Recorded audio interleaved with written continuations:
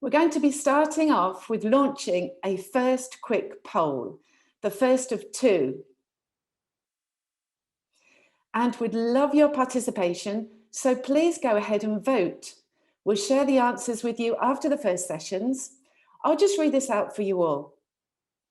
With the changes forced upon us over the year, how easy is it for your organisation to deliver personalised digital experiences to your constituents? Easy, we're doing this pre-COVID, or needed some work to deliver great digital experiences, or not easy at all, major changes needed internally, or we are unable to deliver great digital experiences. So vote now. And without further ado, our first session is with Chris Lowe from salesforce.org, Constituent Experiences King. Now, today's digital first constituents have high expectations and they want to feel connected to your mission and be able to be easily engaged on their terms. Nonprofits must have strategies, including a digital strategy, to build lasting relationships with constituents and deliver connected, personalised, relevant experiences with them.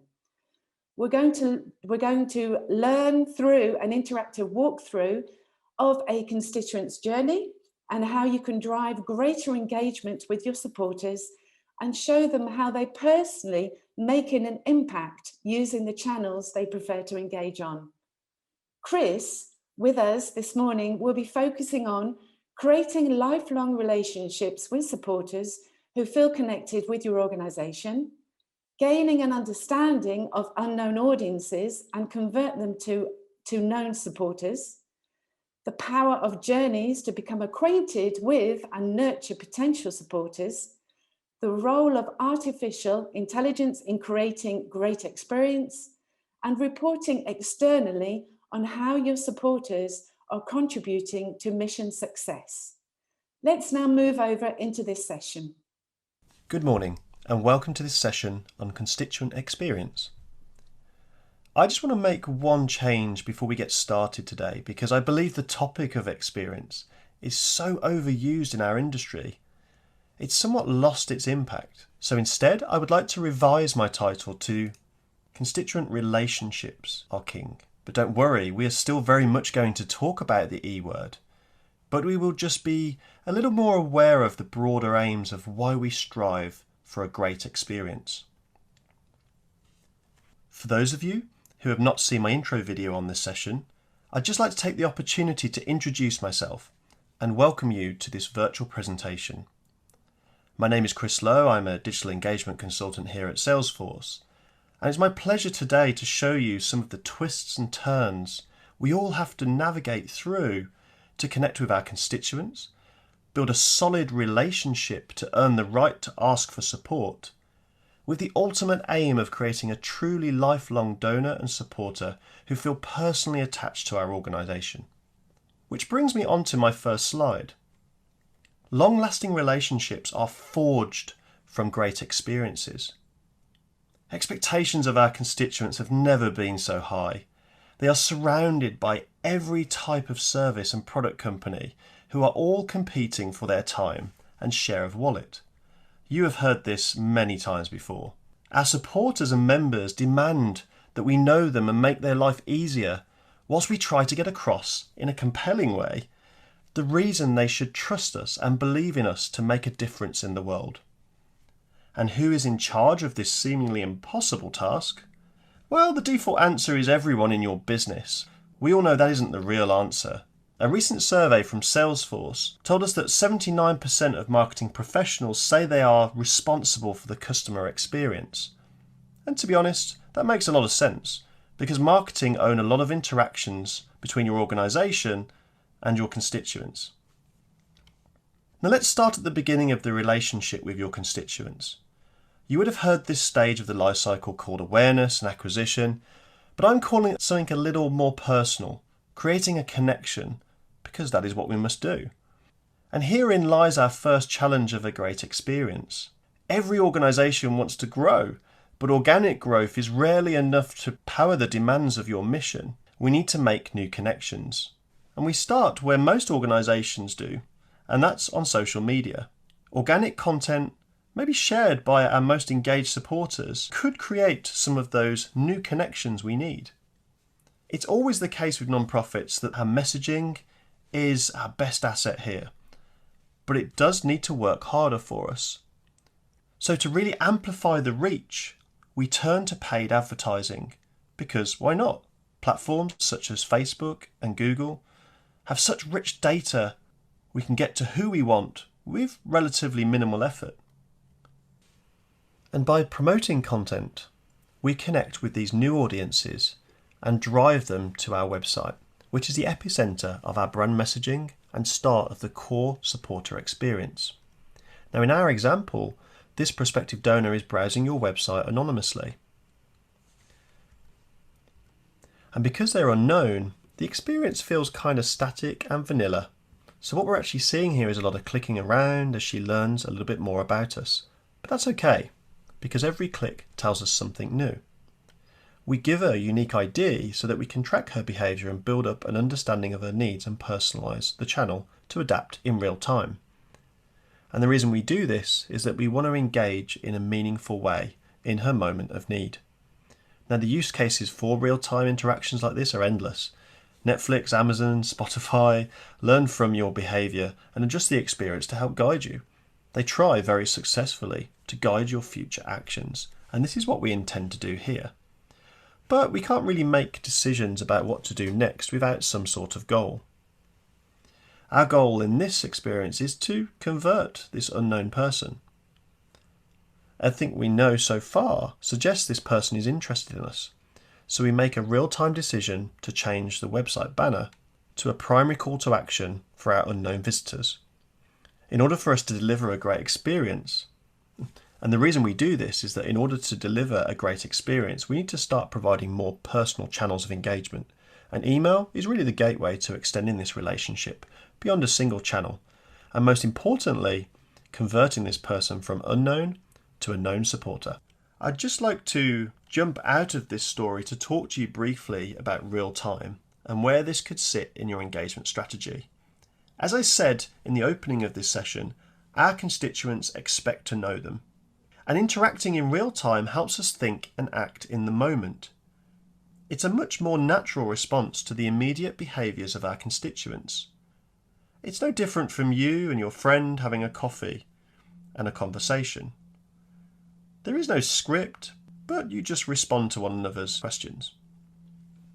If we put this in the perspective of making a connection, I want the visitor to my website to start the conversation, and the organisation must be prepared with the most appropriate response. This is how I think about real-time. But I would suggest that real-time isn't the only tool in your toolbox to handle constituents' wants and needs. We also have the concept of journeys. Now, if real-time was an unscripted conversation with a friend, a journey would be like a predetermined theatre script, but allowing the actor to exercise some creative license to personalise that role. Journeys help us reach a specific goal by orchestrating robust experiences across one or more channels. But the important point here is to use them appropriately. For me, a successful journey is one that clearly lays out the goals, is flexible to react to change, but automates a common set of actions within an experience. Let's take a look at how a journey in our story is used to deliver the next stage of our constituents' experience. And some organisations forget that their mission started before their constituents' relationship did, meaning that the connection you have with a donor or supporter would most likely be short-lived if they're not brought up to speed with what you do.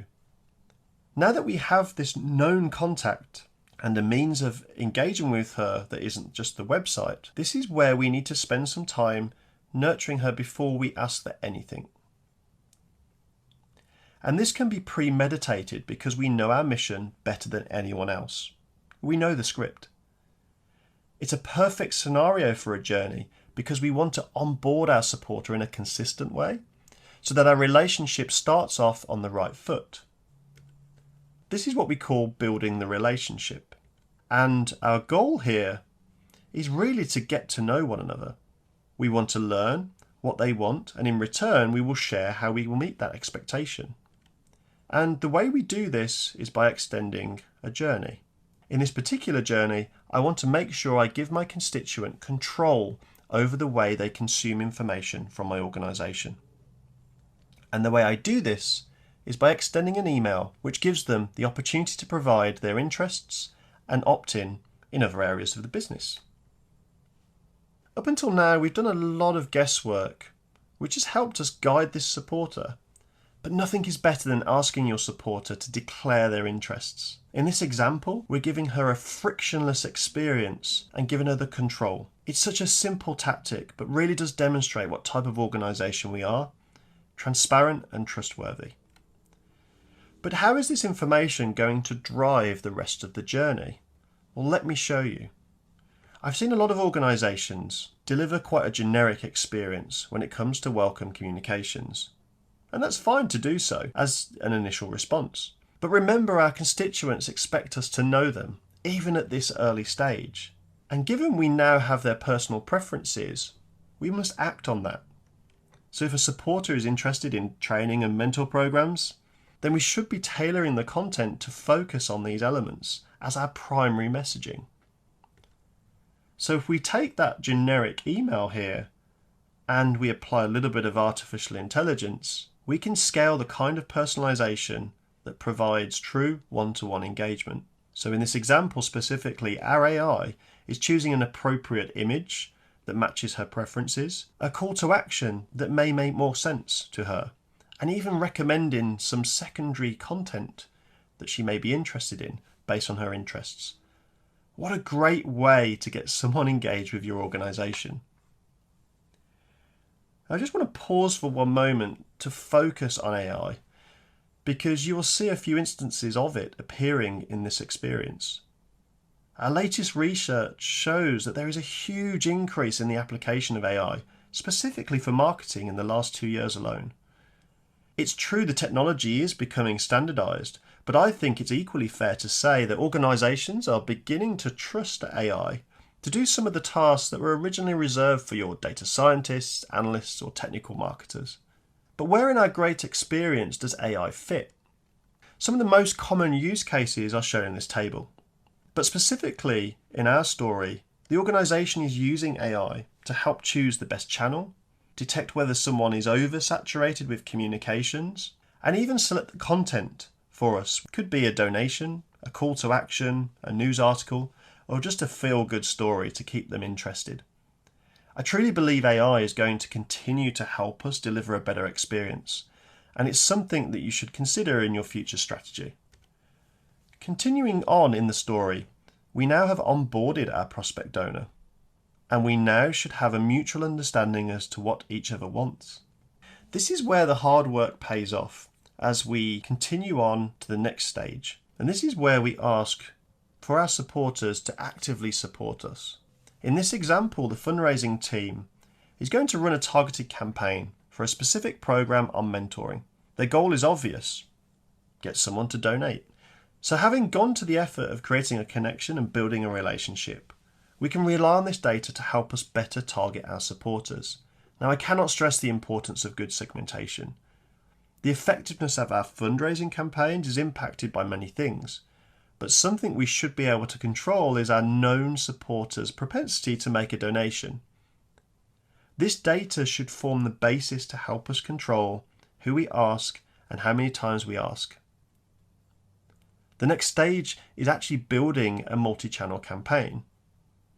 Notice I say multi-channel because this is where our constituents are. Blended campaigns, which are, in other words, more than one channel, are much more likely to reach your constituents and gain traction. So in this example, we may extend a Facebook ad directly in the feed of this individual supporter. We may extend a personalised email where one of our tactics is to take any previous donations and change the amount that we're wanting to ask for based on that data. And then, of course, this would be a pointless activity if we couldn't actually take the donation. An important note about this is the continuity across all of these channels is really important. If you are going out and creating a specific campaign, you want all of these different channels to act and look and feel like one consistent experience that this supporter can recognise. And when we get to the act of making a donation, we need to make this as frictionless as possible. In other words, how easy are you making it for your supporter to make a donation? Are you providing a choice of payment methods? In our story, we're offering Apple Pay. Can your existing donors make a donation in just one click? I'm sure some of you have abandoned an online purchase because the checkout process was just too long-winded. And an essential part of this process is being able to reconcile this donation with the originating campaign and program. Some of the most common requirements I see is to do with impact reporting. Constituents want transparency and to feel like they are part of your mission. But an annual report isn't quite going to live up to their expectations. But in order to do that, you need the data before you can even consider sharing it. In our story, we have not only been able to connect all of our marketing efforts to the campaign to track engagement, but we've been able to connect that campaign, including those donations, right back to the associated program. Imagine that. I can now report on how all of my supporters are driving my mission. And the best thing about this is I can use this data to share how my supporters are making a personal impact and complete that feedback loop.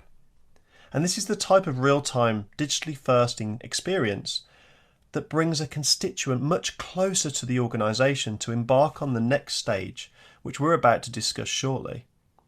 But before I do, I really want to focus on that big issue of reporting. As I alluded to a few minutes ago, not tracking performance of your fundraising campaigns and not providing the type of impact reporting your constituents need can cause a breakdown in relationship and trust. Here are a few statistics from our recent non-profit trends report. Specifically looking at the UK, although this is a global survey, you'll see a few things. From a measurement perspective, only 47% are measuring their marketing goals, and the stats get lower when it comes to donor acquisition and conversion. And demand for transparency is going up. Yet 83% say it's hard to understand if their programs are effective, and therefore they're not able to actually relay that information to their supporters. The reason I wanted to share these stats is really to say that there is definitely some room for improvement, and tying all of this data together is something that we can do today. For me, not understanding what works leads to wasted time, frustrated supporters, and ultimately a lack of impact. If we imagine for one moment that we're joining up our programs with the experience, we really can start to create this transparency and feedback loop. For example, some organisations are thinking about real-time reporting using public dashboards to share impact. They satisfied the curiosity of some of those supporters by giving them insights into the business. They become closer by proxy. Now, this is where our story gets interesting. And a constituent can be actively supporting you. They're perhaps a regular donor with reasonable engagement. But is that all they can be? Well, no. Constituents want to be more involved, and this is the stage I want to call personally invested. Usually we talk about advocacy at this stage of the life cycle, but I see this as so much more for organisations. To be personally invested means you feel accountable, and this is the most important point to create a lifelong supporter. Whether it's hosting a fundraiser, running a marathon, or volunteering. Our goal here is to get the already valued donor to give us something arguably more valuable than their money. And that's their time and their skills. And the way we might do this is by making recommendations on the next best actions. In our story, we might want to get this supporter to consider mentoring herself. And the way that we might want to do that is to take her on a pre-authored journey to really drive her to join the mentoring community so that she can engage with like-minded supporters and start to feel personally invested. And the final goal of this journey may be to get her to sign up to this program, in which we can directly relate her actions back to that central view and then feed into those results. But here's the kicker. What we are creating here are super supporters. They are the best of the best. So a great strategy is to grow new connections by using this perfect mold to find people that look similar out there in social media and beyond. So we're taking an existing supporter and using that as a model to gain new ones.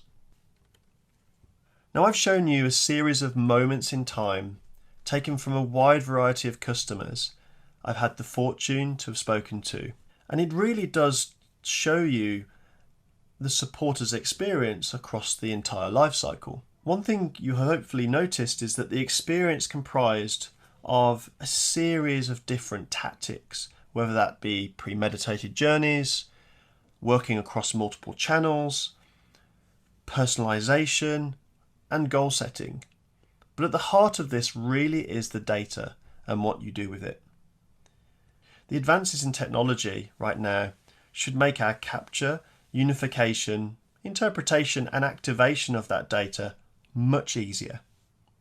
But if we follow these basic principles of creating that connection, building a solid relationship, and then respecting that relationship by only asking for support when appropriate to do so, and finally ending by promoting a personal investment, the experience can truly lead to a lifelong relationship powered by a great experience. And on that note, I'd like to thank you for spending the last 20 minutes with me this morning. I sincerely hope you found the content useful, and the team here at salesforce.org will look forward to speaking to you. Thank you. Thank you. Okay, I see that a few people have asked whether you have recordings and slides afterwards. Yes, these will be emailed to you. Before I ask Chris to come in, I just want to quickly throw in the second poll. So please feel free to participate and go ahead and vote. And here I'm going to read it out for you. Okay, it's just come up on our screens there. How important is it to your organization to have campaigns and programs connected so that you know the impact of support received and can share the impact to close the feedback loop? Very important, we are currently able to provide such impact feedback, or very important, we are working on being able to do this, or very important, but we are unable to do this, or not important to us at all. So go ahead and vote on that. Right, welcome, Chris. Thank you so much for your presentation. It was really interesting. And now we're going to take a few minutes for you to answer the questions. And I can see that we've had quite a few that have already been submitted. If you haven't already submitted your burning question, then you can do that in the Q&A section in Zoom, which is the two overlapping text boxes. So thank you again, Chris, for joining. I think we should look at the results from the first poll. First of all, do you think that would be a good idea, Chris? That's great, yeah. Let's take a look. Okay, so let's just have a look. We have got, the winner is needed some work to deliver great digital experiences at 62%. Then we've got not easy at all, major changes needed internally at 28%. We have easy, we are doing this pre-COVID at 6%. And the last one, we are unable to deliver great digital experiences at 5%. Are you surprised by those, Chris? Not at all, actually. I think over the last 2 years, and I'm saying 2 years now because it feels like such a long time, we've had to adapt. And I think if we did the same survey around digital experiences, I think organizations had different priorities and they didn't have to pivot so quickly. So I think our focus has really changed in this space. It's exciting for me because I'm a technology nerd, so I love these kind of things. But for the organizations we support, it's an incredible challenge. But I'm not surprised by these results at all. In fact, I'm I'm happy that 62% of the participants are delivering a great experience. I mean, that's what we all strive for. That's what's really going to move the needle. Indeed, indeed. Do you think it's a little bit early? Can we ask for the results of the second poll? Would that be okay to put those on? Then we can just discuss them and whiz into the questions. Yeah, let's have a look at our second poll. Okay, we have at 48%. No, yes, at 48%. Very important. We are working on being able to do this, which is great. We have at 38%, very important, but we are unable to do this. We have at 6%, not important to us at this time. And oh, sorry, I missed out the 9% up at the top. Very important. We are currently able to provide such impact feedback. So that's interesting, isn't it? So we've got about 48%, very important. I've seen a move actually over the last few years into providing greater transparency. And as the journey alluded to, it's really important for supporters to feel like they're making an impact or participating or advocating for the organization. So the feedback loop, everybody wants to receive that comfort that what they're doing is making a difference. But it's extraordinarily difficult if the data's in the wrong place or siloed, like all of the traditional problems that we have, just by trying to operate in a way that we do. So again, it's comforting to know that the organizations are definitely going in the right direction. There's still some work to do. The industry, the technology is changing as well. It's making it easier and also slightly more challenging because it's new technology, and the advent of AI is going to help us somewhat, but it's another thing to learn. And I'm kind of hinting at some of the questions I saw as I went through that. Certainly around scale. I've been looking at those too. Shall we get cracking on those questions? Yeah, let's do that. What do you think? Shall we sift through the most pertinent ones? And as we can see that obviously we have had quite a few thumbs up for those as well. So let's just, if you do have a burning question, please submit it now. This is your last chance, and you can do that obviously in the Q&A there. We will be carrying on with the questions in Remo afterwards for the extended ones, but let's just whiz into that, Chris. Okay, so we have a thumbs up for 29 from Rachel Murray, who's saying, is there a way of scaling this kind of approach down to a very small team? Yeah. What do you think, Chris? So the things that we showed you on the journey today were, as I said, a series of tactics. And the idea of the presentation was to give you some bite-sized capabilities that you might want to replicate in your organization. And the reason we do that is that you can't achieve all of this in one fell swoop. You wouldn't want to. There's a lot of thought behind it. And actually, it's very challenging for smaller teams to be able to manage the capabilities. Now, technology behind the scenes is actually making that much more accessible. So the concept of building journeys now is kind of delivered through a kind of non-technical interface. So in other words, clicks not code, our famous kind of Salesforce saying, but it's true. Like we try and make organizations are going down this route, we empowering them to leverage simple technology to deliver the kind of experiences. But the real key thing here is not trying to take on everything. It's focus on the things that are most important. There's an evaluation that needs to be done first of all, but try and focus in on, is it all about supporter experience or donor support? Is it about kind of acquisition, the very top of the life cycle? Are we just going to focus on that piece and bring the supporters in? Yeah. Because you can iterate through this. Think about it as a kind of ongoing test and learn exercise rather than a big bang. And I think for our colleagues that have smaller teams, I'm not going to lie to you, it's always going to be a challenge because you're going to want to do everything and you're going to want to do it really well. But it's fine to do something small and make marginal gains as opposed to try and do this huge digital transformation that you just possibly could never do within the time that you have. So from a scaling point of view, it's about using technology to automate, to create those repeatable processes that can just be fire and forget. And then start to evaluate those next incremental changes as you start to build out the capability. And the view is if you can test, learn, and prove the effectiveness of the things that you're doing, then there's an argument to grow the team because you're proving that, okay, the work that we're doing is having a huge impact. And if we increase that productivity, we can increase the revenue or the kind of impact, however you're reporting on this? I know I saw some of the questions around, it's not just about donations. Right. It's exactly. And I think we're in that answer that you've given. You've answered quite a few of the questions that I'm looking at and that we've been asked. We've just got a couple of minutes left. So do you think that's covered the question from Sue, who said about using limited resources? They're a small charity with regards to personalisation. It's part of the answer, I think, and I definitely invite them to come and talk to us at the networking area, because there's lots more things that we can talk about around kind of bringing in external resources, helping volunteers to provide that support. Certainly from Salesforce side, we're all invited to kind of give our time to help organizations too. But I do want to get onto some of the other questions, if I may. So I don't want to sort of... Yes, that's right. No, we've got one from Sarah who's saying, I lead a small local charity. Our entire team is 3 people doing a total of 41 hours a week. And that's it. My job as service lead is to run charity marketing, manage staff, volunteers, HR. Yeah. I have no marketing team, very limited funds. What can you recommend? And that, first of all, let's acknowledge that's an incredible thing to do. Incredible. And, you know, it's virtually unheard of in any other industry, because there'll be teams there, and we're having to strive to make this same impact. So yeah, I just want to acknowledge that's an amazing achievement.